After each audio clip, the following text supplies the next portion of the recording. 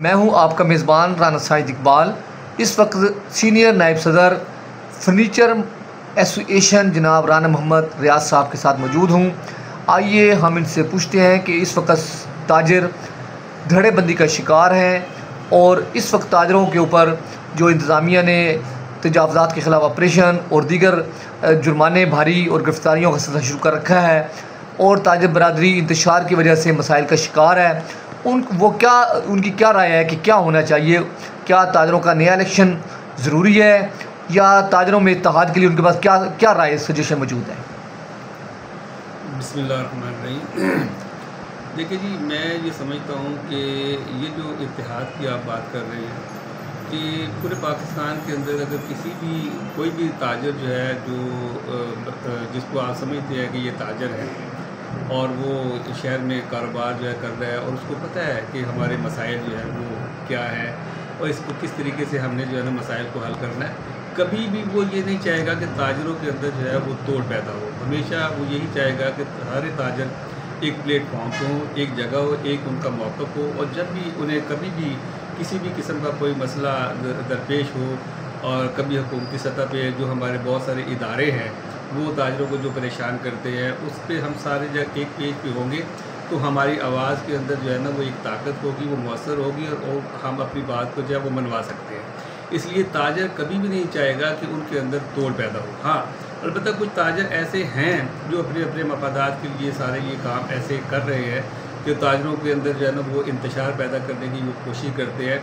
हमने हमेशा उन लोगों की जो है हौसला शिकनी की है, हम कभी भी ये उनका साथ देने के लिए तैयार नहीं।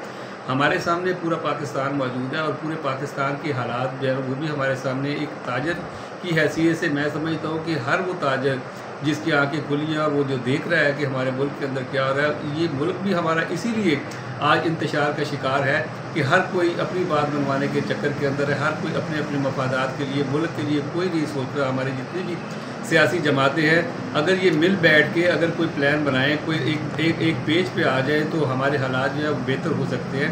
लेकिन चूँकि हम इस एक पेज पे नहीं हैं और जो हमारे लिए इंतशार का बायस बने हुए हैं, जो हमें तोड़ना चाहते हैं वो अपने मकसद के अंदर जो है ना वो कामयाब है। इसीलिए यही हाल अगर हमारे यहाँ सतह पे, शहर की सतह पे अगर ये मामला रहेगा तो हम कभी भी अपने मसाइल का जो है हल नहीं करेंगे। जब ताजर इकट्ठे थे उस वक्त ताजरों के मसाइल भी हल होते थे, ताजर परेशान भी नहीं होते थे और अपना जो है ना हर लिहाज से ताजर की बात जो है ना सुनी जाती है और ताजर की इज़्ज़त होती है। ताजरों के इलेक्शन की बात हो रही है, आप इसको किस तरह से देखते हैं? आपकी राय में इंतखाबात के लिए क्या होना ज़रूरी है और इलेक्शन होंगे या नहीं होंगे? देखिए, मैं समझता हूँ कि जो इंतखाबात में जो है ना जिन लोगों ने इंतखाबात में वोट देना है, पहले तो ये देखा जाए कि क्या उसमें सब लोगों की नुमाइंदगी जो है वो मौजूद है।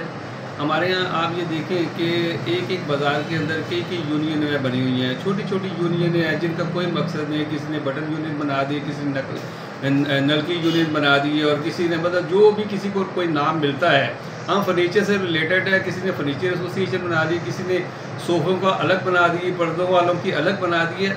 ये सारे ज़ाती मफादात के लिए जो इन्होंने ऐसा किया है। अगर ये समझते हैं कि हमने ताजरों के लिए काम करना है तो मैं समझता हूँ कि फ़ी शटर के हिसाब से पूरे शहर का जो है ना जी वो इलेक्शन होना चाहिए और सब लोग अपने जो है ना उसके अंदर उनकी नुमाइंदगी। ये नहीं होना चाहिए कि एक बाज़ार के अंदर दो यूनियनें हैं, अगर आप उसमें किस का वोट, सदर सेक्रेटरी का वोट जो है डालेंगे।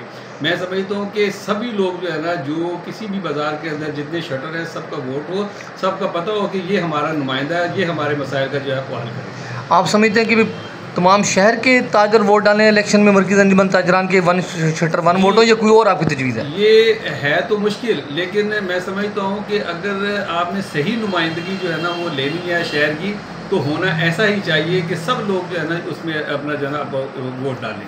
बहुत शुक्रिया जनाब राना मोहम्मद रियाज साहब, मैं आपको शुक्रगुज़ार हूँ। इंशाल्लाह आइंदा भी ताजरों के मसाइल के हवाले से आपसे राब्ते में रहेंगे। Thank you.